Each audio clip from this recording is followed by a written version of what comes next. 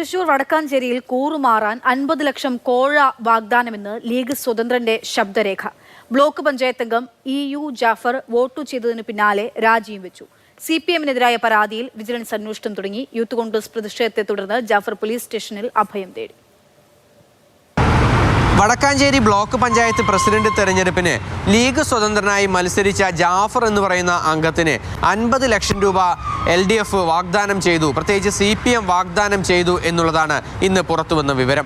വർഷങ്ങളായി LDF ഭരിച്ചിരുന്ന പഞ്ചായത്ത് ഇത്തവണ ഇത്രത്തോളം മുന്നേറ്റം കാഴ്ചവെക്കാനായി UDF-ന് കഴിഞ്ഞത് തന്നെ വലിയ കാര്യമായി തന്നെയാണ് കണക്കാക്കുന്നത്.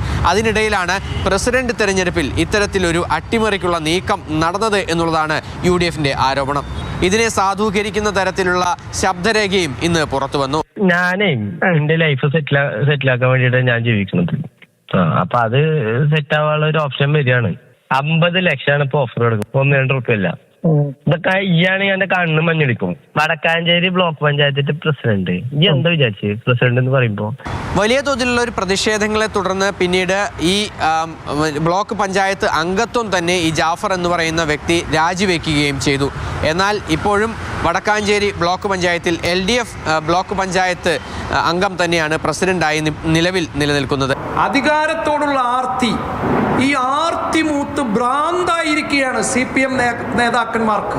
ആ ശബ്ദരേഖ എന്ന് പറയുന്നത് താൻ കോൺഗ്രസിൻ്റെ മണ്ഡലം പ്രസിഡന്റിനോട് സാധാരണഗതിയിൽ സംസാരിക്കുന്നത് അതൊരു തമാശയ്ക്ക് സംസാരിക്കുന്നതാണ് എന്നുൾപ്പെടെയുള്ള കാര്യങ്ങളാണ് ആരോപണ വിധേയനായ ജാഫർ പറഞ്ഞത്. ഞാൻ ഒരാളിൽ നിന്നും 1 രൂപ പോലും ഞാൻ വാങ്ങിച്ചിട്ടില്ല. ജസ്റ്റ് ഒരു ഫ്രണ്ട്ലി ടോക്ക് എന്നുള്ള രീതിയിൽ മാത്രം സംസാരിച്ചിട്ടുള്ളൂ. അതിൻ്റെ അപ്പുറത്തേക്ക് ഒന്നുമില്ല. ഞാനും അവരും തമ്മിൽ ഒരു ഡീലും ഇല്ല. ഞാൻ എൻ്റെ മനസ്സുകൊണ്ട് പോലും ഞാൻ LDF-നെ സപ്പോർട്ട് ചെയ്ത ആളാണ്. അതുകൊണ്ടാണ് എൻ്റെ അടുത്ത് വന്ന ഒരു ബൈ മിസ്റ്റേക്കാണ്. ജാഫർ മാധ്യമങ്ങൾക്ക് മുന്നിൽ സംസാരിച്ചതിന് തൊട്ട് പിന്നാലെ തന്നെ കരിങ്കുണിയുമായി എത്തിയ പ്രവർത്തകർ ജാഫറിന് നേരെ തിരിയുകയും ചെയ്തു. തുടർന്ന് അവിടെ നിന്നും ബൈക്കിൽ രക്ഷപ്പെട്ട ജാഫർ നേരെ പാവർട്ടി പോലീസ് സ്റ്റേഷനിലേക്ക് കയറുകയായിരുന്നു. പാവർട്ടി പോലീസിൻ്റെ സംരക്ഷണയിലാണ് പിന്നീട് അവിടെ നിന്നും ജാഫർ തൃശൂർ ഭാഗത്തേക്ക് പോകുന്നത്.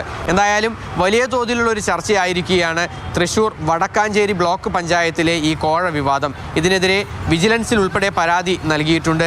കോൺഗ്രസ് നേതാവ് അനിലക്കരയാണ് ഇതുമായി ബന്ധപ്പെട്ട പരാതി നൽകിയിരിക്കുന്നത്. സുജി പട്ടാമ്പിക്കൊപ്പം MS ലിഷോയ്, മാതൃഭൂമി ന്യൂസ്, തൃശൂർ.